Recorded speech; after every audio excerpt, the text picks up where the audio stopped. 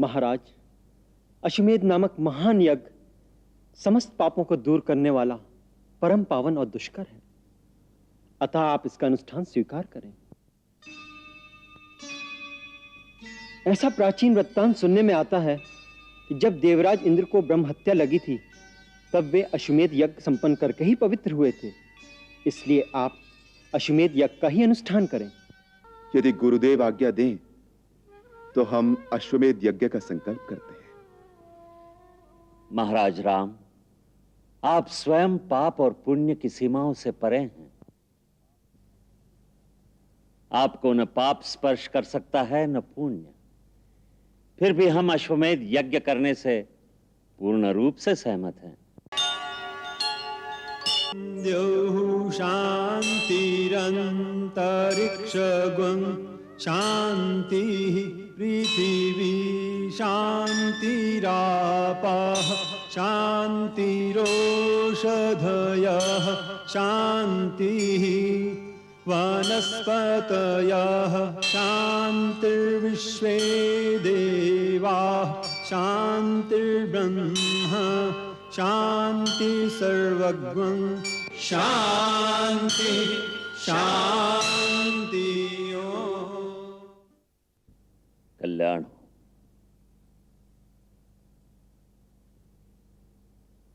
महाराज राम, आज आपके जन्म दिवस पर मैं आपका ऋत्विज वशिष्ठ चारों दिशाओं के समस्त ऋषियों की ओर से आशीर्वाद देता हूं कि आपका सर्वदा कल्याण हो।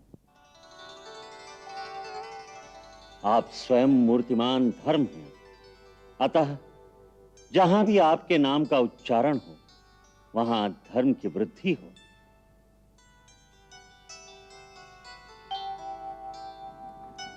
महाराज, मैं आपके मंत्रिमंडल और अयोध्या के प्रजा की ओर से आपके जन्म दिवस पर आपका अभिवादन करता हूं। इस शुभ अवसर पर यदि गुरुदेव आज्ञा दे तो मैं वो प्रस्ताव आपके सम्मुख रखूं जो प्रजा के मन में है। आर्य सुमंत्र, जो प्रजा के मन में हो उसे राजा तक पहुंचाना मंत्री का कर्तव्य है। उसके लिए आज्ञा की आवश्यकता नहीं। अरे सुमंत्र, आप जो भी कहना चाहते हैं निसंकोच होकर कहिए। महाराज, आपके राज्य में प्रजा को समस्त सुख प्राप्त है। अयोध्या में निवास करने वाले सभी मनुष्य प्रसन्न, धर्मात्मा, निर्लोभी, सत्यवादी तथा अपने अपने धन से संतुष्ट रहने वाले हैं। आपके राज्य में कोई भी कुटुंब ऐसा नहीं जिसके पास गाय, बैल, धरती और धन धान्य का अभाव हो। नगर में कोई भी ऐसा नहीं जिसके पास सोने के आभूषण न हो। राम राज्य में यह सब कुछ है महाराज, परंतु क्या? यह सब होते हुए भी प्रजा उत्साहहीन और शिथिल हो रही है। कारण? महाराज, राजा का यह भी धर्म है कि वो निरंतर ऐसे महान कार्य करता रहे जिससे उसके राजवंश पर प्रजा का गर्व बढ़ता रहे। जहां केवल स्थिरता रह जाती है वहां धीरे धीरे शिथिलता आने लगती है। जीवन और प्रगति के लिए उल्लास आवश्यक है। उल्लास का प्रतीक है उत्सव। जिस राज्य में कोई उत्सव नहीं होता उस राज्य में प्रजाजनों के हृदय बुझे बुझे से रहते हैं। अतः प्रजा का मनोबल बढ़ाने के लिए उत्सवों का होना आवश्यक है। इसीलिए आपके वंश में सदा राजाओं ने समय समय पर दिग्विजय आदि महान कार्य किए हैं, कई प्रकार के यज्ञ किए हैं।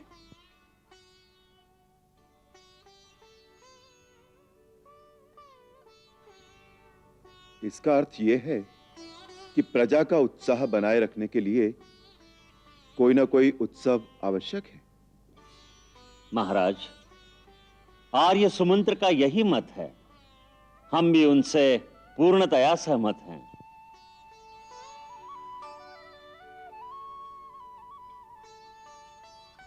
यदि सबकी सम्मति हो तो हमारे मन में राजसूय यज्ञ करने का संकल्प आया है।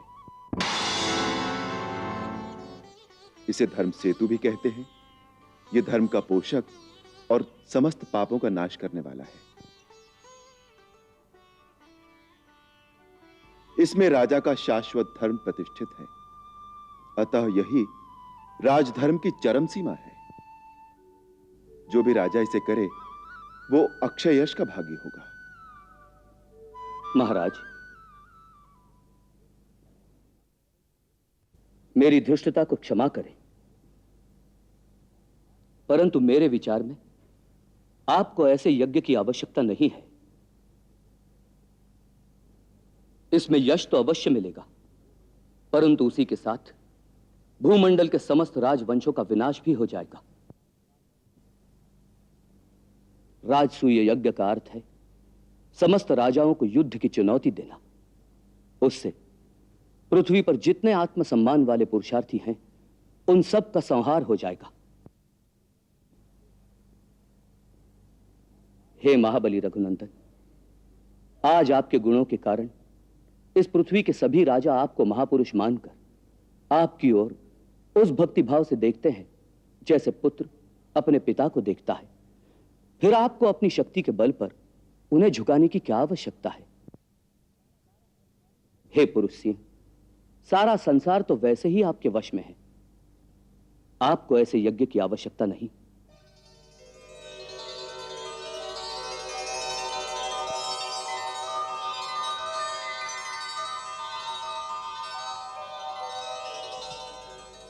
हे कैकेयी नंदन, हम तुम्हारी बात सुनकर बहुत प्रसन्न हुए हैं। शास्त्र कहता है यदि बालक की कही हुई बात अच्छी हो तो उसे ग्रहण करना चाहिए। हे निष्पाप भरत, तुम्हारे मुख से निकला हुआ यह धर्म संगत वचन सारी पृथ्वी की रक्षा करने वाला है। अतः इस उत्तम यज्ञ की ओर से हम अपने मन को हटा लेते हैं। हे रघुकुल नंदन, यदि आप आज्ञा दें तो एक प्रस्ताव रखूं। कहो। महाराज, अश्वमेध नामक महान यज्ञ समस्त पापों को दूर करने वाला परम पावन और दुष्कर है। अतः आप इसका अनुष्ठान स्वीकार करें। ऐसा प्राचीन वृत्तांत सुनने में आता है कि जब देवराज इंद्र को ब्रह्म हत्या लगी थी तब वे अश्वमेध यज्ञ संपन्न करके ही पवित्र हुए थे। इसलिए आप अश्वमेध यज्ञ का ही अनुष्ठान करें।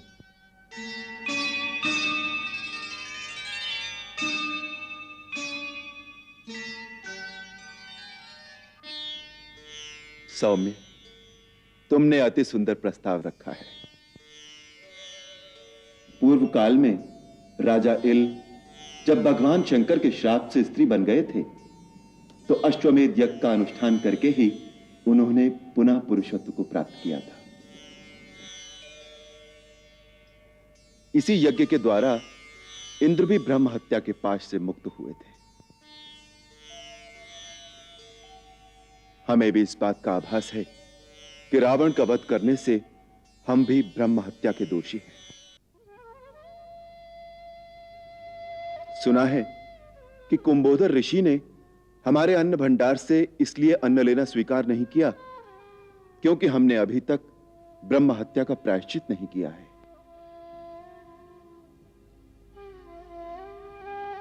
इसीलिए यदि गुरुदेव आज्ञा दें तो हम अश्वमेध यज्ञ का संकल्प करते हैं। महाराज राम, आप स्वयं पाप और पुण्य की सीमाओं से परे हैं। आपको न पाप स्पर्श कर सकता है न पुण्य। फिर भी हम अश्वमेध यज्ञ करने से पूर्ण रूप से सहमत हैं।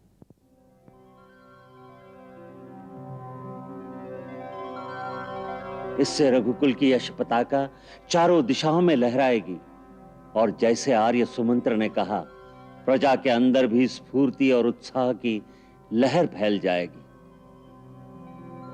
तो प्रभु, मेरी यह प्रार्थना है कि इस महायज्ञ के प्रमुख ऋत्विज आप होंगे। मुनिवर, आप शास्त्र विधि के अनुसार मेरा यज्ञ कराइए और इस यज्ञ के अंगभूत अश्व संचारण आदि में ब्रह्म राक्षस आदि जिस प्रकार विघ्न न डाल सकें वैसा उपाय कीजिए। आपका मुझ पर विशेष स्नेह है। आप मेरे गुरु और परम महान हैं। इस यज्ञ के भार को आप ही वहन कर सकते हैं। आप मुझे ये मान दे रहे हैं, इससे मेरा जीवन सफल हो गया। ये जो आपने कहा कि मेरा आप पर विशेष स्नेह है, यह सत्य नहीं। सत्य तो यह है कि मैं आपका परम भक्त हूं। आदिकाल में जब परम पिता ब्रह्मा जी ने मुझे सूर्यवंश का पुरोहित बनने को कहा था, तो मैंने ये कहकर अस्वीकार कर दिया था कि मुझे पुरोहिताई का काम अभिष्ट नहीं। तब उन्होंने मुझसे कहा था कि आगे चलकर इसी कुल में स्वयं भगवान विष्णु अवतार लेंगे, जिनके पुण्य कर्मों में तुम सहभागी बनोगे। तब मैंने इस कुल का पुरोहित बनना स्वीकार कर लिया और तब से आपके आने की प्रतीक्षा करता रहा हूं। आज आपने इस महान पुण्यकारक यज्ञ में मुझे ऋत्विज कार्य सौंपकर मानो मेरी सहस्रों वर्ष की प्रतीक्षा का ऐसा फल मुझे प्रदान कर दिया जो मुझे कई जन्मों की तपस्या से भी प्राप्त नहीं हो सकता था।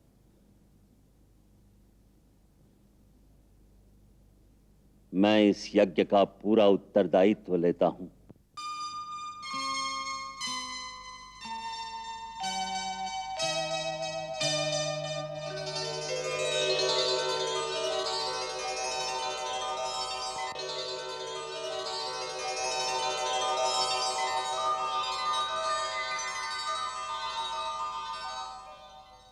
यह यज्ञ ऐसा होना चाहिए जैसा इंद्र, वरुण और चंद्रमा के यहां भी ना हुआ हो।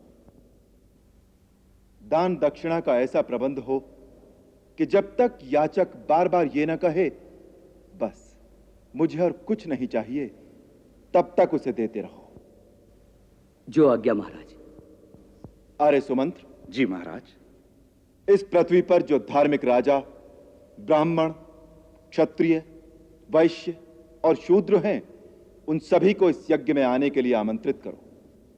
हमारे राज्य से जो धर्मनिष्ठ ब्राह्मण दूसरे राज्यों में चले गए हैं, उन्हें और समस्त तपोधन ऋषियों तथा अन्य अन्य राज्यों में रहने वाले समस्त ब्रह्म ऋषियों को भी आमंत्रित कीजिए। जो आज्ञा महाराज। शत्रुघ्न को शीघ्र आने के लिए संदेश भेजो, यहां बहुत काम है। जो आज्ञा। भरत, उत्तर पश्चिम में मामा कैकेय राज को आमंत्रित करने के लिए अपने पुत्र राजकुमार तक्ष को भेजो। जो आज्ञा महाराज। पूर्व में अंगदेश के राजा लोमपाद, मगधराज और काशी नरेश, और पश्चिम में सिंधु, सौवीर और सौराष्ट्र के समस्त भूपालों और दक्षिण देश के समस्त राजाओं को आने का निमंत्रण दो। महाराज सुग्रीव, अंगद, नल नील, जामवंत और हनुमान को शीघ्र आने का संदेश भेजो। जो आज्ञा। हमारे मित्र महाराज विभीषण को राक्षस वीरों सहित आने का निमंत्रण भेजो। हैलंग, तैलंग, कलिंग और गांधार आदि देशों के राजाओं को हमारी ओर से आमंत्रित करो। इस यज्ञ में देवता, नाग, किन्नर और गंधर्व आदि सभी आएंगे। अतः सब अतिथियों की सुख सुविधा और सम्मान का पूरा पूरा ध्यान रखा जाए। जो आज्ञा। आध्यात्म की परम विभूतियों विश्वामित्र, अत्रि, गौतम, पुलत्स्य, भार्गव, च्यवन, अगस्त्य, जमदग्नि, पराशर, कश्यप, दुर्वासा, भरद्वाज और महर्षि वाल्मीकि को बुलाने के लिए विशेष दूत भेजे जाए। आर्य सुमंत्र। जी महाराज। महाराज जनक को आमंत्रित करने के लिए हमें स्वयं उनकी सेवा में उपस्थित होना चाहिए था, परंतु गुरुदेव का आदेश है कि हमें इस समय अयोध्या से बाहर नहीं जाना चाहिए। अतः उनको आमंत्रित करने के लिए लक्ष्मण के पुत्र राजकुमार चित्रकेतु को उनकी सेवा में भेजा जाए।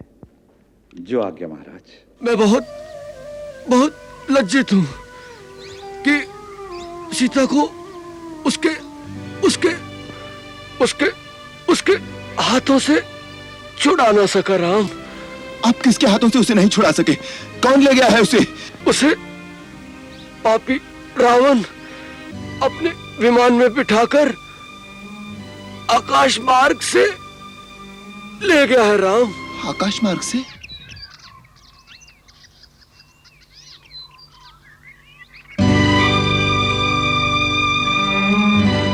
ये क्या है लक्ष्मण?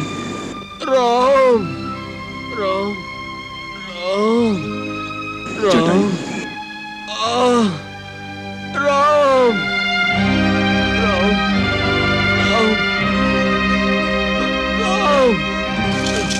राम राम राम राम। तात, तात आपकी ये दशा कैसे हो गई? किस पापी ने आप पर आघात किया है? तुम आ गए राम। मैं तुम्हारी ही प्रतीक्षा में प्राणों को रोके हुए था राम। मैं तुम्हें सीता का पता बताना चाहता था। सीता? सीता का पता? कहाँ है सीता? वो उसे ले गया है। सीता को ले गया? आपने सीता को देखा है? पुत्र, मैं बहुत बहुत लज्जित हूं कि सीता को उसके उसके उसके उसके हाथों से छुड़ा ना सका राम। आप किसके हाथों से उसे नहीं छुड़ा सके? कौन ले गया है उसे? उसे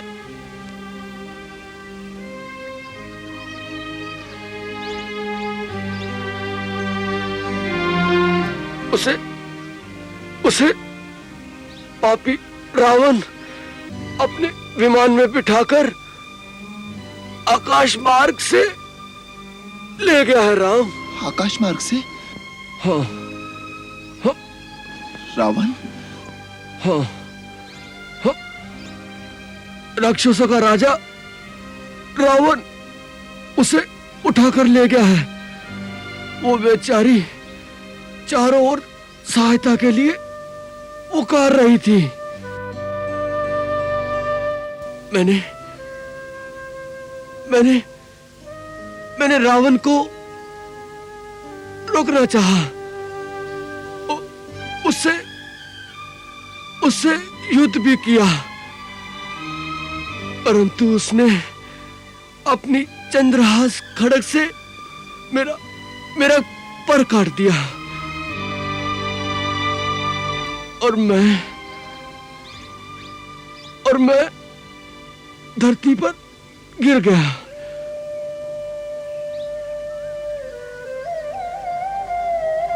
तात, वो उसे किस ओर ले गया है? दक्षिण दिशा की ओर। दक्षिण दिशा की ओर? उसका कुछ पता बताइए ना। मैं नहीं जानता वो कहां गया है। सीता, मेरी पुत्री बहुत दुखी थी। राम, वत्स, शीघ्र ही उसे इस विपत्ति से मुक्त करो। अपनी स्त्री की रक्षा करना हर पति का प्रथम कर्तव्य होता है राम। तात, आप निश्चय रखिए, जिस ओर भी वो पापी गया है उसे मेरे हाथों से कोई नहीं बचा सकेगा।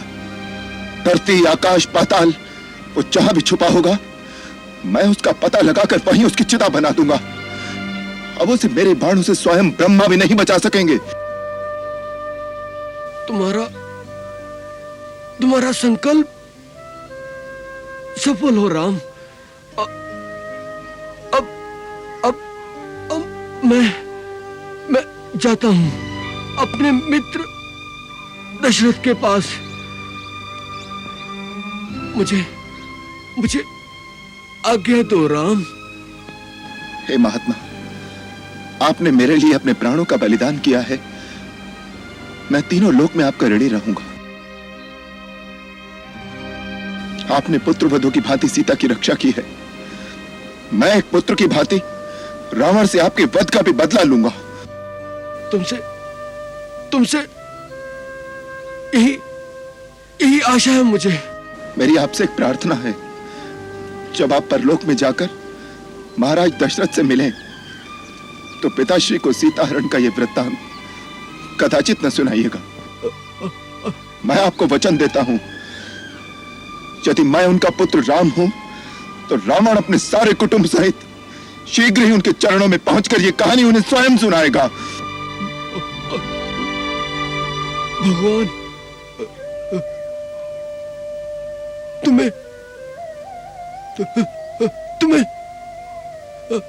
तुम्हें विजयी करेंगे पुत्र।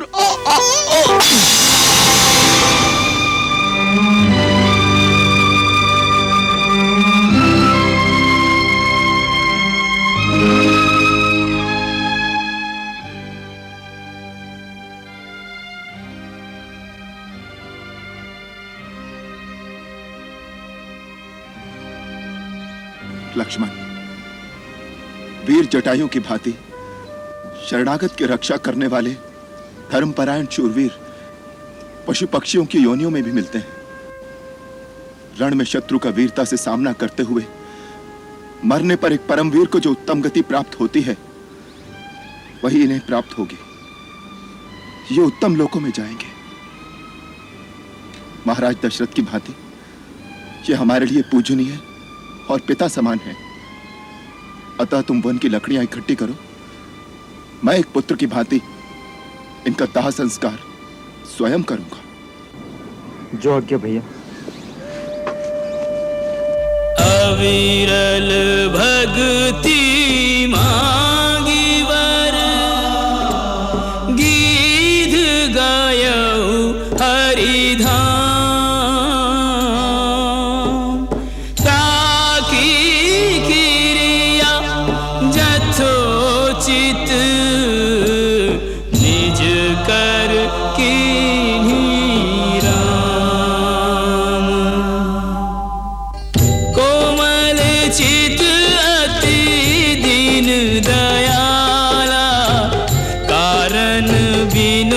रघुनाथ कृपाला, कारण बिनु रघुनाथ कृपाला।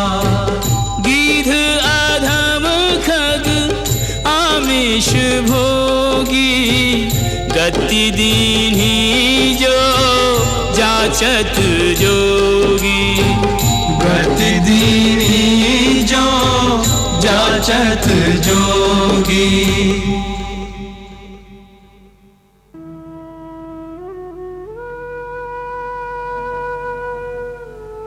हे महात्मा, आपको उत्तम लोकों की प्राप्ति हो, आपका कल्याण हो।